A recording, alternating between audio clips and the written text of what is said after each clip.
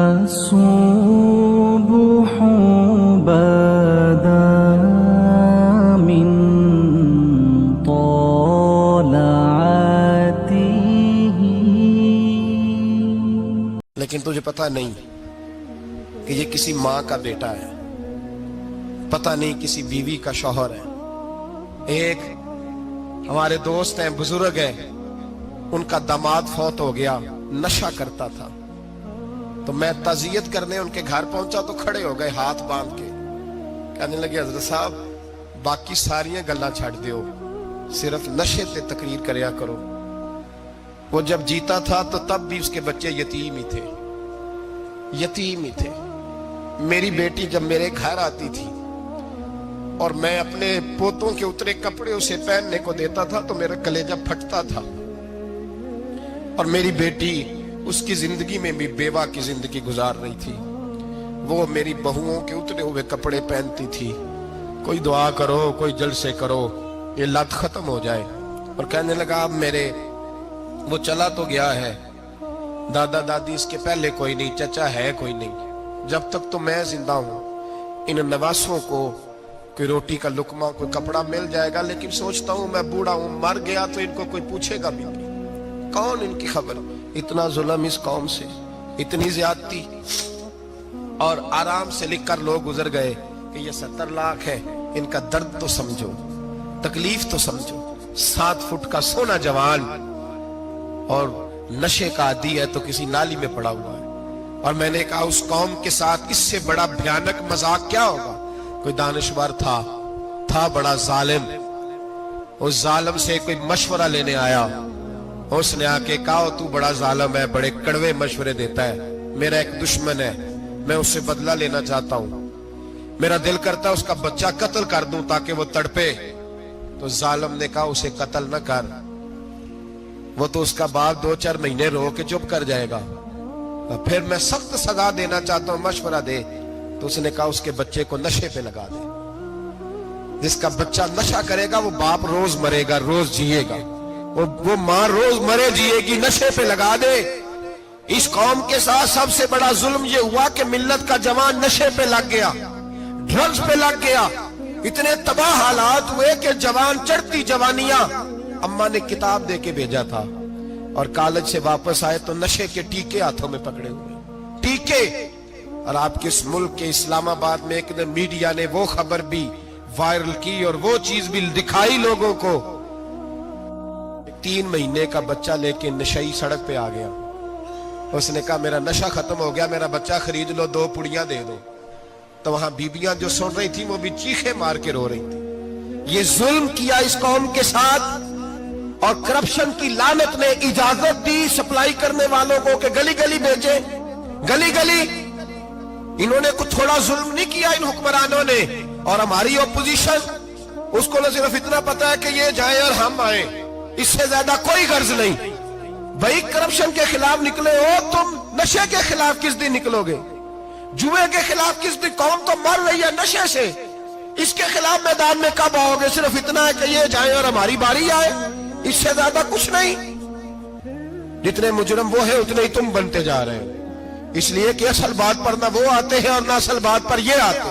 بھائیو میرے نبی پاک صلی اللہ تعالی علیہ وسلم. اور ایک اور تماشا ہے، یہ میرے پہ اللہ کا یہ احسان رہا. اس لیے نہیں کہ میں پرہیزگار آدمی ہوں، نیک ہوں، اس لیے نہیں، ویسے ہی اللہ بعض اوقات اسباب بناتا ہے، سبب بناتا ہے. مجھے نہ شراب کے رنگ کا پتہ ہے، نہ اس کی خوشبو کا پتہ ہے، نہ میں نے کبھی زندگی میں دیکھی ہے. یہ کرم ہے میرے حضرت صاحب کا، میں نے نہیں دیکھی، مجھے نہیں پتا کیسی ہوتی ہے. کچھ باتیں میں نے سنی ہیں. ایک محفل میں بیٹھا تھا مجلس میں تو ایک شخص نے کہا کھانسی نہیں جاتی بچے کی. دوسرا اس کو مشورہ دے رہا ہے، کھانسی نہیں جاتی، بڑی دوائی دیسی بھی فلاں بھی بڑی کھائی. مشورہ دیا اس کو کہ تو اس طرح کر، اس کو نا شراب کے 2-4 چمچے پلاؤ. کہتے ہیں جی اس کو نا یہ پلاؤ تو صحیح ہو جائے گی. تو میں نے پلٹ کے اس کی طرف دیکھا، میں نے کہا کوئی عقل کا کیا مشورہ کرنا؟ مولانا میرا تجربہ ہے. میں نے کہا تیرا تجربہ افضل ہے یا رسول اللہ کا فرمان زیادہ افضل ہے؟ تیرا تجربہ افضل ہے. حضرت ام سلمہ رضی اللہ تعالیٰ عنہ کہتی ہے میں نے عرض کی یا رسول اللہ صلی اللہ علیہ وسلم میری بچی بڑی بیمار ہے، تو مجھے کسی نے کہا ہے یہ تھوڑی سی نشے والی چیز ہے، یہ بنا کے تیار کر کے دو، صحیح ہو جائے گی، بیمار ہے بچی تو یہ نشے والی چیز ہے، اس کو تیار کر کے دو، تھوڑا نشہ ہے۔ اگرچہ میں نے شروع میں کہا بعض لوگ مریض کو، سخت مریض کو ایسی ادویات جو مجبوری بن جائے اس کی گنجائش اور اجازت دیتے ہیں، محتاط علماء تو اس میں بھی بہت ساری چیزیں پہلے بیان کرتے ہیں، لیکن اس نے کہا جی میرا نشہ دینا ہے شفا کے لیے۔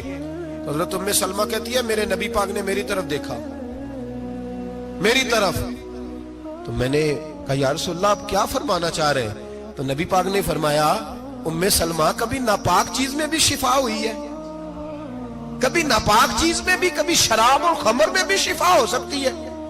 شفا رب کریم نے رکھی ہے پر شہد کے اندر رکھی ہوئی ہے، شفا اللہ نے رکھی ہے قرآن مجید میں رکھی ہوئی ہے، تو اس میں بھی کبھی یہ حضور نے بیان کیا ہے کہ اس کے اندر شفا ہو سکتی، تو امت کتنی دلیری کرتی ہے جو یہ مشورے دیتی ہے کہ اس کے اندر نشہ ہے، شراب ہے، تو کھانسی چلی جائے گی تو فلانی بیماری چلی جائے گی۔ نہ آؤ ان چیزوں پہ، نہ اپنے ایمان کو خرابی دو، اور نہ ایسی باتیں کرو جس سے کہ ڈائریکٹ رسول اللہ صلی اللہ علیہ وسلم کے واضح ارشادات کی مخالفت ہو۔ میرے نبی پاک صلی اللہ علیہ وسلم نے فرمایا، اور پھر کچھ لوگ کہتے ہیں تھوڑی پی ہے جی۔ اب تو میں تجزیے میں پڑھ رہا تھا کہ ایسی شراب ایجاد ہو گئی ہے، لوگ شراب پیتے ہیں اور وہ مست بھی رہتے ہیں، کار بھی چلاتے رہتے ہیں، کہتے ہیں جی نہیں ہمارا ذہن معاف نہیں ہوا تو یہ والی صحیح ہے، نشہ نہیں لاتی۔ میرے نبی پاک صلی اللہ علیہ وسلم نے فرمایا جس چیز کی تھوڑی مقدار، زیادہ مقدار حرام ہے اس چیز کی تھوڑی مقدار بھی حرام ہے، جس کی زیادہ مقدار حرام ہے اس کی تھوڑی بھی۔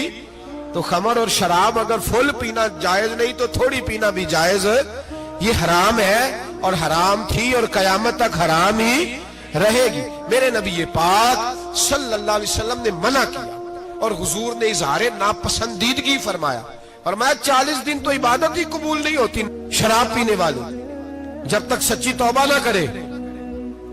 ایک دن صحابہ بیٹھے تھے سارے، حضرت ابوبکر صدیق بھی تھے، فاروق اعظم بھی تھے، عثمان غنی بھی تھے، ڈھیر ساری تعداد تھی صحابہ کی، سارے تشریف فرما تھے۔ حضرت عبداللہ ابن عمر رضی اللہ تعالیٰ عنہ حدیث کے راوی ہیں اور مستدرک للحاکم کے اندر، ابن حبان کے اندر یہ روایت موجود ہے۔ فرماتے صحابہ نہ بات کر رہے تھے، اور بات یہ کر رہے تھے کہ یار لوگوں کو گناہوں سے کیسے روکا جائے، لوگوں کو گناہوں سے گفتگو صحابہ یہ کر رہے تھے۔ عبداللہ ابن عمر کہتے ہیں بیٹھے تھے اور یہ گفتگو کر رہے تھے کہ گناہوں سے پلاننگ جی ہوتی تھی، ان کی جو محفلیں ہوتی تھی نا بیٹھ کے، وہ خوش گپیاں نہیں ہوتی تھی بلکہ وہ تبلیغ کی، جد و جہد کی، لوگوں کو برائی سے منع کرنے کے لیے بیٹھتے تھے، اس پر منصوبہ بندی کرتے تھے، پلان کرتے تھے، آگے ترتیب دیتے تھے۔ گفتگو ہو رہی تھی تو اب آپس میں بات ہونے لگی کہ کون سا گناہ زیادہ برا ہے جس پر سب سے پہلے کام کیا جائے۔ تو دور ایک صحابی بیٹھے تھے، ان کا نام تھا عبداللہ ابن عمر، ایک عبداللہ بن عمر ہے اور ایک عبداللہ ابن عمر ہے۔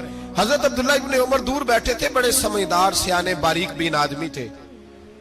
تو حضرت عمر فاروق اپنے بیٹے سے کہنے لگے جا عبداللہ ابن عمر سے پوچھ کے آ کہ سب سے سخت گناہ کون سا ہے۔ توجہ ہے میرے بھائیوں، ادھر دیکھیے گا میری جانب، پوچھ کے آ کہ سخت گناہ کون سا ہے۔ عبداللہ بن عمر رضی اللہ تعالیٰ عنہ کی خدمت میں جب عبداللہ ابن عمر گئے تو جا کے کہنے لگے کہ صحابہ پوچھتے ہیں کہ آپ نے زیادہ وقت گزارا ہے نبی رحمت صلی اللہ علیہ وسلم کے پاس، تو بتلائیے برا گناہ کون سا ہے، سب سے سخت گناہ، تاکہ سب سے پہلے اس پر پابندی لگائی جائے، اس پر محنت کی جائے۔ تو حضرت عبداللہ ابن عمر کہنے لگے صحابہ کو جا کے بتا دو کہ سب سے برا گناہ شراب پینا ہے، سب سے برا گناہ، اور یہ ام الخبائث ہے، برائیوں کی جڑ ہے، گناہوں کی ماں ہے، یہ بنیاد ہے، باقی گناہ اسی سے شروع ہوتے ہیں۔ کہتے ہیں میں نے آ کے بتایا تو حضرت ابوبکر صدیق رضی اللہ تعالیٰ عنہ سیدنا فاروق اعظم کہنے لگے خود جاتے ہیں، ان کے پاس خود جاتے ہیں، چونکہ ہم نے بات سننی ہے ہم خود جاتے ہیں اور ان سے جا کر کے سوال کرتے ہیں کہ اگر آپ کو اس تفصیل کا پتہ ہے نا تو اس کے پیچھے بھی کوئی تفصیل ہوگی جو میرے نبی پاک نے بیان کی ہوگی صلی اللہ تعالی علیہ وسلم، اس تفصیل کا بھی آپ کو پتہ ہوگا جو نبی پاک نے بیان کی ہوگی، اس بات کے پیچھے جو بیک گراؤنڈ ہے، جو پس منظر ہے۔ فرماتے ہیں کہ ہم اٹھے، عبداللہ ابن عمر کے پاس گئے ان سے جا کے پوچھا کہ جناب آپ نے یہ تو فرمایا ہے شراب ام الخبائث ہے، تو اس کے پیچھے پس منظر کیا ہے؟ تو عبداللہ ابن عمر کہنے لگے یہ میں نے اپنے پاس سے نہیں کہا، یہ میں نے نبی پاک سے سنا ہوا ہے۔ حضور سید عالم صلی اللہ علیہ وسلم بیٹھے تھے تو حضور نے فرمایا شراب یہ نشہ یہ برائیوں کی ماں ہے۔ اور پھر حضور نے ایک مثال بیان فرمائی، نبی رحمت علیہ السلام نے فرمایا بنی اسرائیل کا ایک واقعہ ہے، ایک خوبصورت جوان تھا، ایک عورت کا دل آ گیا اس پر۔ یہ یاد رکھ لیں، ہم لڑکوں کو منع کرتے رہتے ہیں لیکن ہمیں گھر کی بچیوں پر بھی توجہ دینی ہوگی، ہمیں ان کے فون پر بھی نگرانی کرنی ہوگی، ہمیں وہاں بھی غور کرنا ہوگا، اس لیے کہ اگر کوئی بچی گنجائش نہ دے تو میرا خیال ہے کہ لڑکا جرت کرنے کی طاقت نہیں رکھتا، تو وہاں بھی ان کی اماں سے کہے کہ پابندی لگائے، بچی کسی کا موبائل لے کر کے کہیں اس کو استعمال تو نہیں کر رہی، اس پودے پر بھی توجہ دے، درخت بننے سے پہلے اس کی بھی نگرانی کریں، یہ بھی بڑا ضروری کام ہے۔ عورت کا دل آ گیا تو نبی پاک علیہ السلام فرماتے اس نے کوئی بہانہ لگایا، کسی کو کہا کہ اس نوجوان کو بلا کے لاؤ، اس کو کہو کہ ہم نے کوئی گواہی لینی ہے تجھ سے۔ وہ نوجوان آیا، ایک کمرے میں داخل ہوا تو اگلے کمرے میں لے گئے، وہاں داخل ہوا تو اس سے اگلے کمرے میں لے گئی، وہ داخل ہوا تو اسی طرح 7 مکفل کمروں میں لے گئی۔ میرے کریم رسول میرے محبوب پاک علیہ السلام فرماتے ہیں، صحابہ کو سمجھا رہے ہیں میٹھے لب و لہجے میں، فرماتے ہیں جب سب سے پچھلے کمرے میں لے گئی تو ایک لڑکا بندھا ہوا تھا وہاں رسیوں سے، شراب کا پیالہ پڑا ہوا تھا، اور بی بی کہنے لگی کوئی گواہی شواہی نہیں لینی، تجھے اس لیے بلایا ہے کہ تیرے اوپر دل آ گیا ہے، اب میرے ساتھ منہ کالا کر۔ تو وہ جوان کہنے لگا نہیں، میں نے اپنے نفس کو پاک رکھا ہوا ہے، میری نظر بھی پاک ہے، دل بھی پاک ہے، اور اس کی برکت یہ ہے کہ رب نے میری روح کو بھی پاک رکھا ہوا ہے، تو میں یہ حرکت نہیں کر سکتا۔ پاک لوگ پلید کاموں کی جانب توجہ نہیں کرتے، میں یہ حرکت نہیں کر سکتا۔ اقبال نے اپنے بیٹے کو دعا دی تھی، اس نے کہا تھا حیا باقی نہیں ہے زمانے کی آنکھ میں، خدا کرے کہ رہے تیری جوانی بے داغ، خدا کرے کہ رہے تیری جوانی بے داغ۔ کہا میرے ساتھ منہ کالا کر، اس نے کہا میں نہیں کرتا۔ کہنے لگی چل پھر اس کو قتل کر، اس کو میں نے باندھا ہوا۔ اس نے کہا میں قتل کیوں کروں، میری کیا دشمنی ہے؟ کہا پھر شراب پیو، کہا میں شراب بھی نہیں پیتا۔ تو کہنے لگی اب تو میں نے تجھے اپنے چنگل میں پھانس لیا ہے، اب تو یہاں سے بچ کے جا نہیں سکتا، اور اگر تو باہر جائے گا تو میں شور کروں گی، لوگ جمع کروں گی، اس نے میری عزت آبرو پہ ہاتھ ڈالا ہے، تو بچ تو نہیں سکتا، ایک کام تو کرنا پڑے گا۔ محبوب فرماتے ہیں اس نوجوان نے سوچا کہ زنا بھی بہت بڑا جرم ہے، قتل بھی بہت بڑا گناہ ہے، چلو اب مجبوری ہے تو شراب پی لیتا ہوں۔ لیکن وہ سمجھا نہ کہ شراب تو بنیاد ہے، اس نے ایک پیالہ جو پیا کہنے لگا ایک اور دے دو، دوسرا پیا تو کہنے لگا ایک اور دے دو، اب 3 پیالے 3 بوتلیں شراب جو پی چکا تو خماری چڑھ گئی۔ اب اس عورت کے قریب جانے لگا کہ میں تیرے ساتھ زنا کروں گا۔ اس نے کہا جب تک میں قریب نہیں آنے دوں گی جب تک تو اسے قتل نہ کرے۔ اس نے اسے قتل بھی کیا، زنا بھی کیا۔ تو محبوب فرمانے لگے یہ قتل اور زنا جو ہوا ہے تو یہ شراب کی وجہ سے ہوا ہے، گویا شراب وہ جرم ہے جو قتل بھی کرائے گی، جو زنا بھی کرائے گی۔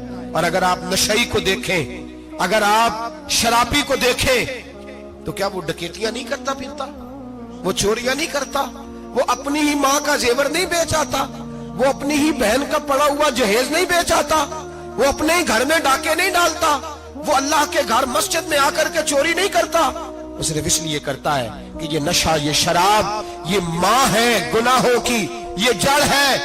ملت کے لوگوں یاد رکھو، اس امت، اس پاکستان کے ساتھ جہاں بہت سارے ظلم ہوئے، وہاں بڑا ظلم یہ ہے کہ بہت بڑا طبقہ جوانوں کا نشے کا عادی ہے۔